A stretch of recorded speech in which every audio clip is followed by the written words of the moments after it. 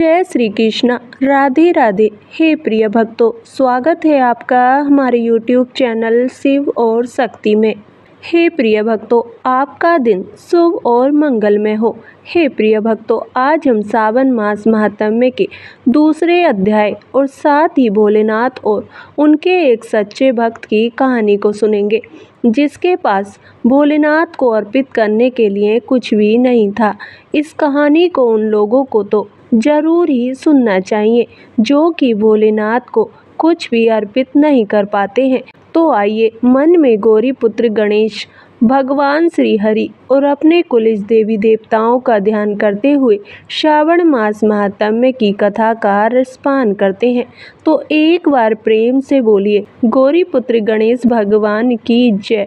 जय श्री हरि विष्णु। ओम नमः शिवाय। हे प्रिय भक्तों, पिछले अध्याय में हमने भोलेनाथ और सनत कुमार संवाद में श्रावण मास महात्म्य और श्रावण मास में विहित का वर्णन सुना था। तो आइए आज हम श्रावण मास में की जाने वाली भगवान शिव की लक्ष्य पूजा का वर्णन सुनेंगे। सनत कुमार बोले, हे भगवान, आपने श्रावण मासों का संक्षिप्त वर्णन किया है। हे स्वामिन, इससे हमारी तृप्ति नहीं हो रही है, अतः आप कृपा करके विस्तार से वर्णन करें, जिसे सुनकर हे सुरेश्वर मैं कृतकृत्य हो जाऊंगा। ईश्वर बोले, हे योगीश, जो बुद्धिमान नक्तव्रत के द्वारा श्रावण मास को व्यतीत करता है, वह 12 महीने में नक्तव्रत करने के फल का भागी होता है। नक्तव्रत में दिन की समाप्ति के पूर्व सन्यासियों के लिए एवं रात्रि में गृहस्थों के लिए भोजन का विधान है। उसमें सूर्यास्त के बाद की 3 घड़ियों को छोड़कर नक्त भोजन का समय होता है। सूर्य के अस्त होने के पश्चात 3 घड़ी संध्या काल होता है। संध्या वेला में आहार, मैथुन, निद्रा और चौथा स्वाध्याय, इन चारों कर्मों का त्याग कर देना चाहिए। गृहस्थ और यति के भेद से उनकी व्यवस्था के विषय में मुझसे सुनिए। सूर्य के मंद पड़ जाने पर जब अपनी छाया अपने शरीर से दुगनी हो जाए, उस समय के भोजन को यति के लिए नक्त भोजन कहा गया है। रात्रि भोजन उनके लिए नक्त भोजन नहीं होता है। तारों के दृष्टिगत होने पर विद्वानों ने गृहस्थ के लिए नक्त कहा है। यति के लिए दिन के 8वें भाग के शेष रहने पर भोजन का विधान है। इसके लिए रात्रि में भोजन का निषेध किया गया है। गृहस्थ को चाहिए कि वह विधि पूर्वक रात्रि में नक्त भोजन करे और यति, विधवा तथा विदुर व्यक्ति सूर्य के रहते नक्त व्रत करे। विदुर व्यक्ति यदि पुत्रवान हो तब उसे भी रात्रि में ही नक्त व्रत करना चाहिए।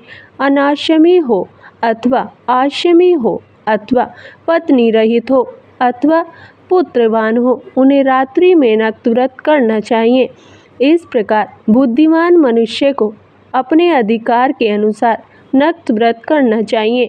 इस मास में नक्त व्रत करने वाला व्यक्ति परम गति प्राप्त करता है। मैं प्रातः काल स्नान करूँगा, ब्रह्मचर्य व्रत का पालन करूँगा, नक्त भोजन करूँगा, पृथ्वी पर सोऊंगा और प्राणियों पर दया करूँगा। हे देव, इस व्रत को प्रारंभ करने पर यदि मैं मर जाऊँ तो हे जगतपते, आपकी कृपा से मेरा व्रत पूर्ण हो। ऐसा संकल्प करके बुद्धिमान व्यक्ति को श्रावण मास में प्रतिदिन नक्त व्रत करना चाहिए। इस प्रकार नक्त व्रत करने वाला मुझे अत्यंत प्रिय होता है। ब्राह्मण के द्वारा अथवा स्वयं ही अतिरुद्र, महारुद्र अथवा रुद्र मंत्र से महीने भर प्रतिदिन अभिषेक करना चाहिए। हे वत्स, मैं उस व्यक्ति पर प्रसन्न हो जाता हूँ क्योंकि मैं जलधारा से अत्यंत प्रीति रखने वाला हूँ। अथवा रुद्र मंत्र के द्वारा मेरे लिए अत्यंत प्रीतिकर होम प्रतिदिन करना चाहिए। अपने लिए जो भी भोज्य पदार्थ अथवा सुखोपभोग की वस्तु अति प्रिय हो, संकल्प करके उन्हें श्रेष्ठ ब्राह्मण को प्रदान करके स्वयं महीने भर उन पदार्थों का त्याग करना चाहिए। हे मुने, अब इसके बाद उत्तम लक्ष्य पूजा विधि को सुनिए। लक्ष्मी चाहने वाले अथवा शांति की इच्छा वाले मनुष्य को लक्ष्य बिल्व पत्रों या लक्ष्य दुर्वा दलों से शिव की पूजा करनी चाहिए। आयु की कामना करने वाले को चंपा के लक्ष्य पुष्पों तथा विद्या चाहने वाले व्यक्ति को मल्लिका या चमेली के लक्ष्य पुष्पों से श्री हरि की पूजा करनी चाहिए। शिव तथा विष्णु की प्रसन्नता तुलसी के दलों से सिद्ध होती है। पुत्र की कामना करने वाले को कटेरी के दलों से शिव तथा विष्णु का पूजन करना चाहिए। बुरे स्वप्न की शांति के लिए धान्य से पूजन करना प्रशस्त होता है। देव के समक्ष निर्मित किए गए रंग बल्ली आदि से विभिन्न रंगों से रचित पद, स्वास्तिक और चक्र आदि से प्रभु की पूजा करनी चाहिए। इस प्रकार सभी मनोरथों की सिद्धि के लिए सभी प्रकार के पुष्पों से यदि मनुष्य लक्ष्य पूजा करे तो शिवजी प्रसन्न होंगे। तत्पश्चात उद्यापन करना चाहिए, मंडप निर्माण करना चाहिए और मंडप के त्रिभाग परिमाण में वेदिका बनानी चाहिए। तदंतर पुण्यावाचन करके आचार्य का वरण करना चाहिए और उस मंडप में प्रविष्ट होकर गीत तथा वाद के शब्दों और तीव्र वेद ध्वनि से रात्रि में जागरण करना चाहिए। वेदिका के ऊपर उत्तम लिंग तो भद्र बनाना चाहिए और उसके बीच में चावलों से सुंदर कैलाश का निर्माण करना चाहिए। उसके ऊपर तांबे का अत्यंत चमकीला तथा पंच पल्लव युक्त कलश स्थापित करना चाहिए और उसे रेशमी वस्त्र से वेष्टित कर देना चाहिए। उसके ऊपर पार्वती पति शिव की सुवर्ण में प्रतिमा स्थापित करनी चाहिए। तत्पश्चात पंचामृत पूर्वक धूप, दीप तथा नैवेद्य से उस प्रतिमा की पूजा करनी चाहिए और गीत वाद नृत्य तथा वेद शास्त्र तथा पुराणों के पाठ के द्वारा रात्रि में जागरण करना चाहिए। इसके बाद प्रातःकाल भली भांति स्नान करके पवित्र हो जाना चाहिए और अपनी शाखा में निर्दिष्ट विधान के अनुसार वेदिका निर्माण करना चाहिए। तत्पश्चात मूल मंत्र से या गायत्री मंत्र से या शिव के सहस्त्र नामों के द्वारा तिल तथा घृत मिश्रित खीर से होम कराना चाहिए अथवा जिस मंत्र से पूजा की गई है उसी से होम करके पूर्णाहुति डालनी चाहिए। इसके बाद वस्त्र, अलंकार तथा भूषणों से भली भांति आचार्य का पूजन करना चाहिए। तत्पश्चात अन्य ब्राह्मणों का पूजन करना चाहिए और उन्हें दक्षिणा देनी चाहिए। जिस जिस वस्तु से उमापति शिव की लक्ष्य पूजा की हो उसका दान करना चाहिए। स्वर्णमयी मूर्ति बनाकर शिव की पूजा करनी चाहिए। यदि दीप कर्म किया हो तो उस दीपक का दान करना चाहिए। चांदी का दीपक और स्वर्ण की वर्तिका अर्थात बत्ती बनाकर उसे गोघृत से भरकर सभी कामनाओं और अर्थ की सिद्धि के लिए उसका दान करना चाहिए। इसके बाद प्रभु से क्षमा प्रार्थना करनी चाहिए और अंत में 100 ब्राह्मणों को भोजन कराना चाहिए। हे मुने, जो व्यक्ति इस प्रकार पूजा करता है मैं उस पर प्रसन्न होता हूँ। उसमें भी जो श्रावण मास में पूजा करता है उसका अनंत फल मिलता है। यदि अपने लिए अत्यंत प्रिय कोई वस्तु मुझे अर्पण करने के विचार से इस मास में कोई त्यागता है तो अब उसका फल सुनिए। इस लोक में तथा परलोक में उसकी प्राप्ति लाख गुना अधिक होती है। सकाम करने से अभिलक्षित सिद्धि होती है और निष्काम करने से परम गति मिलती है। इस मास में रुद्राभिषेक करने वाला मनुष्य उसके पाठ की अक्षर संख्या से एक एक अक्षर के लिए करोड़ करोड़ वर्षों तक रुद्र लोक में प्रतिष्ठा प्राप्त करता है। पंचामृत का अभिषेक करने से मनुष्य अमरत्व प्राप्त करता है। इस मास में जो मनुष्य भूमि पर शयन करता है उसका फल भी मुझसे सुनिए। हे द्विश्रेष्ठ, वह मनुष्य 9 प्रकार के रत्नों से जड़ी हुई सुंदर वस्त्र से आच्छादित, बिछे हुए कोमल गद्दे से सुशोभित, देश तकियों से युक्त, रम्य स्त्रियों से विभूषित, रत्न निर्मित दीपों से मंडित तथा अत्यंत मृदु और गरुणाकार प्रवाल मणि निर्मित अथवा हाथी दांत की बनी हुई अथवा चंदन की बनी हुई उत्तम तथा शुभ संज्ञा प्राप्त करता है। इस मास में ब्रह्मचर्य का पालन करने से वीर्य की दृढ़ पुष्टि होती है। ओज बल शरीर की दृढ़ता और जो भी धर्म के विषय में उपकारक होते हैं वह सब उसे प्राप्त हो जाता है। निष्काम ब्रह्मचर्य व्रती को साक्षात ब्रह्म प्राप्ति होती है और सकाम को स्वर्ग तथा सुंदर देवांगनाओं की प्राप्ति होती है। इस मास में दिन रात अथवा केवल दिन में अथवा भोजन के समय मौन व्रत धारण करने वाला भी महान वक्ता हो जाता है। व्रत के अंत में घंटा और पुस्तक का दान करना चाहिए। मौन व्रत के महात्म्य से मनुष्य सभी शास्त्रों में कुशल तथा वेद वेदांग में पारंगत हो जाता है तथा बुद्धि में बृहस्पति के समान हो जाता है। मौन धारण करने वाले का किसी से कलह नहीं होता, अतः मौन व्रत अत्यंत उत्कृष्ट है। ओम नमः शिवाय। हे प्रिय भक्तों, तो इसी के साथ यह अध्याय यहीं समाप्त होता है। इससे आगे का वर्णन आप अगले अध्याय में सुनेंगे। तो आइए आज आप भोलेनाथ और उनके एक सच्चे भक्त की कहानी सुनेंगे जिसके पास भोलेनाथ को अर्पित करने के लिए कुछ भी नहीं था। बाकी लोग तो मंदिर में आया करते, भगवान को बहुत महंगा महंगा चढ़ावा भी अर्पित करते, लेकिन वह भक्त एकदम निर्धन था, खाली हाथ आता और भगवान के मंदिर में कुछ देर बिताकर सच्चे मन से भगवान का ध्यान करता, दीप जलाता और वापस अपने घर को लौट जाता।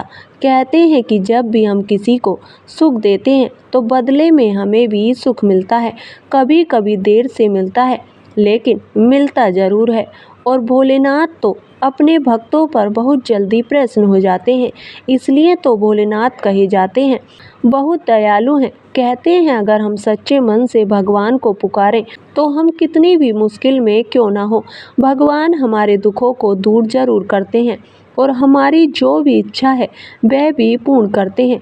तो आज की जो कहानी है वह भोलेनाथ के भक्त की कहानी है और इस कहानी को उन लोगों को ज़रूर सुनना चाहिए जो कि भोलेनाथ को कुछ भी अर्पित नहीं कर पाते हैं और फिर वह सोचते हैं कि आज सोमवार का दिन था या आज मासिक शिवरात्रि थी, आज भोलेनाथ का दिन था और बाकी सबने तो भगवान को बेलपत्र, भांग, धतूरा, पंचामृत सभी कुछ अर्पित किया। आपके पास चढ़ाने के लिए केवल एक लोटा गंगा जल था और केवल तेल का ही एक दीपक था जो जलाने के लिए था। हे प्रिय भक्तों, इस कहानी से आपको यह भी जानने को मिलेगा कि आखिरकार भगवान कैसे प्रसन्न होते हैं, किस तरह की भक्ति से भगवान प्रसन्न होते हैं। तो एक बार की बात है, एक नगर में भगवान शिव का एक भव्य मंदिर था। बहुत सुंदर मंदिर था जहां भगवान शिव पूरे परिवार के साथ विराजमान थे।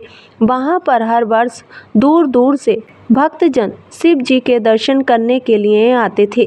सावन का महीना चल रहा था।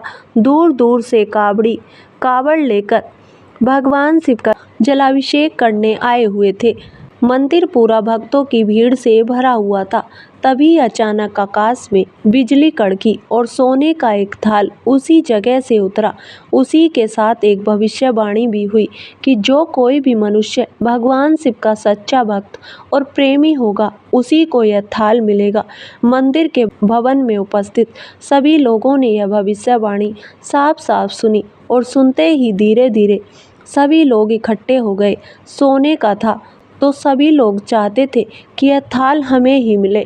जो लोग मंदिर की व्यवस्था देखते थे, यानी कि हर दिन मंदिर में साफ सफाई की व्यवस्था देखते थे, मंदिर में हर दिन पूजा पाठ की व्यवस्था देखते थे, उन्हें तो यह बिल्कुल विश्वास था और विश्वास भी पूरा था कि यह थाल तो हमें ही मिलेगा, क्योंकि हम ही हैं जो इस मंदिर की देखभाल भी करते हैं और सच्ची सेवा भी करते हैं और सबसे पहले पूजा भी हम इस मंदिर में करते हैं।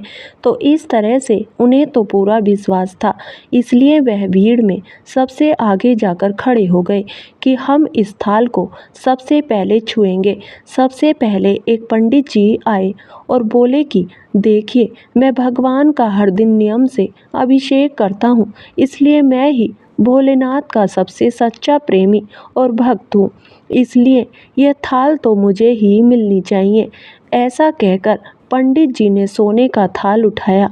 जैसे ही पंडित जी ने थाल को छुआ, वह थाल सोने की जगह पीतल का हो गया।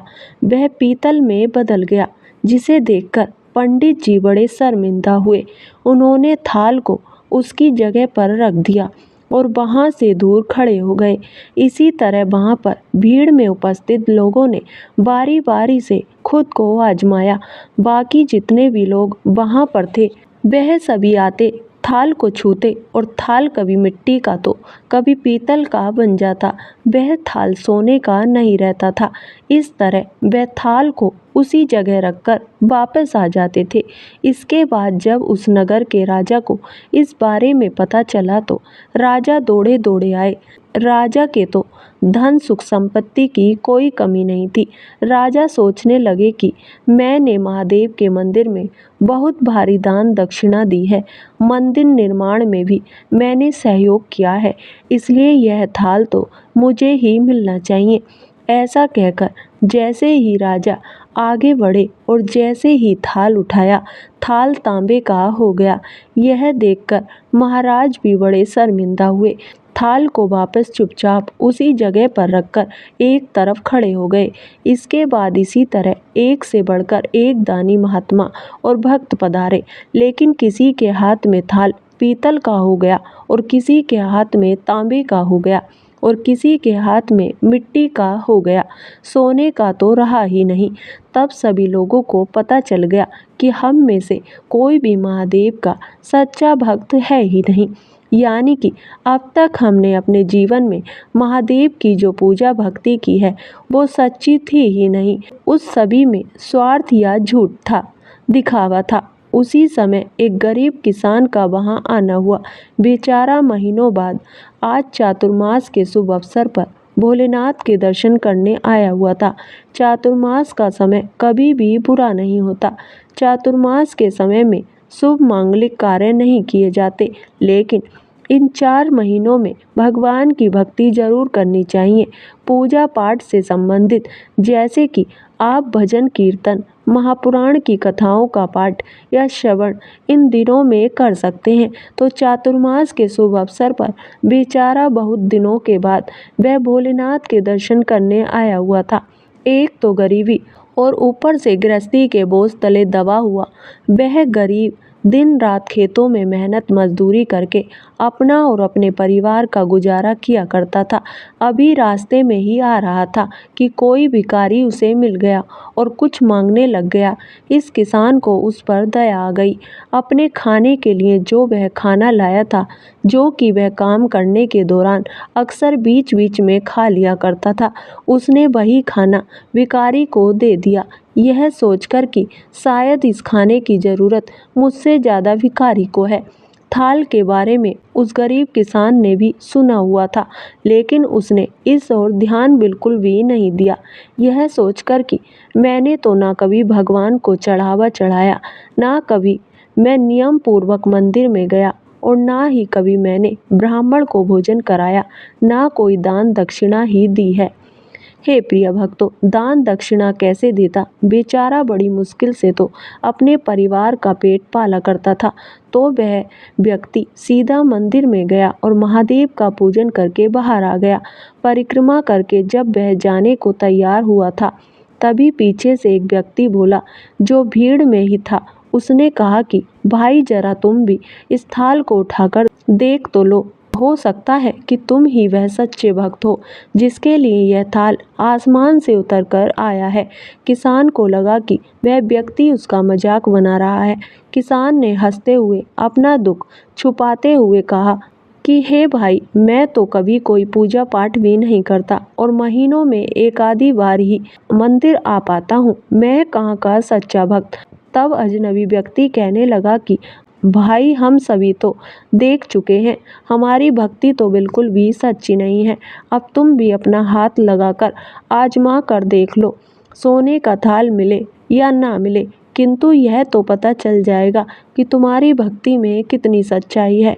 वहाँ पर उपस्थित लोगों के बहुत आग्रह करने पर आखिरकार उस भोले भाले किसान ने जाकर वह थाल उठा लिया और जैसे ही उसने थाल उठाया, लोगों के आश्चर्य का ठिकाना नहीं रहा। सोने का थाल रोशनी से जगमगाने लगा, चमचमाने लगा, जिसे देखकर मंदिर में उपस्थित सभी लोगों के बीच में खुशियों की लहर दौड़ गई।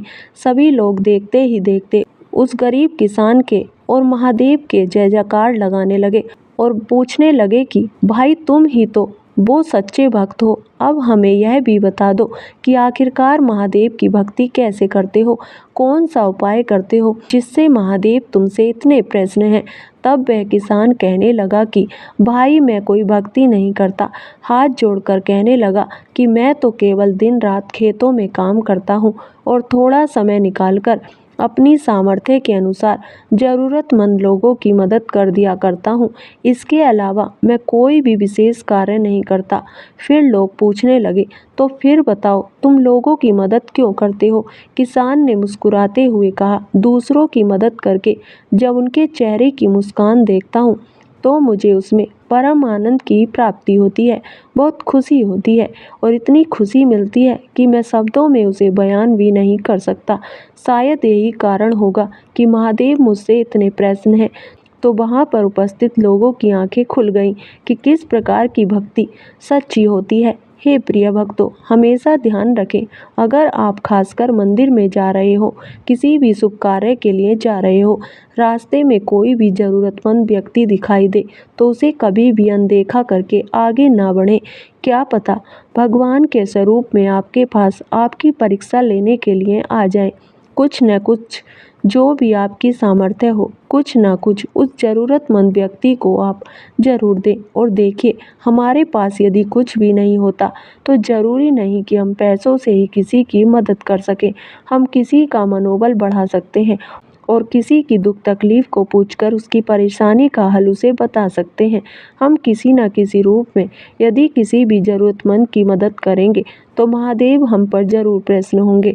तो प्रेम से बोलिए, हर हर महादेव। उम्मीद करती हूँ आज की महात्म्य कथा और यह कहानी आपको पसंद आई होगी। कथा कहानी पसंद आई हो तो वीडियो को लाइक कीजिए, चैनल को सब्सक्राइब कीजिए और कमेंट बॉक्स में हर हर महादेव और ओम नमः शिवाय अवश्य लिखिए। धन्यवाद।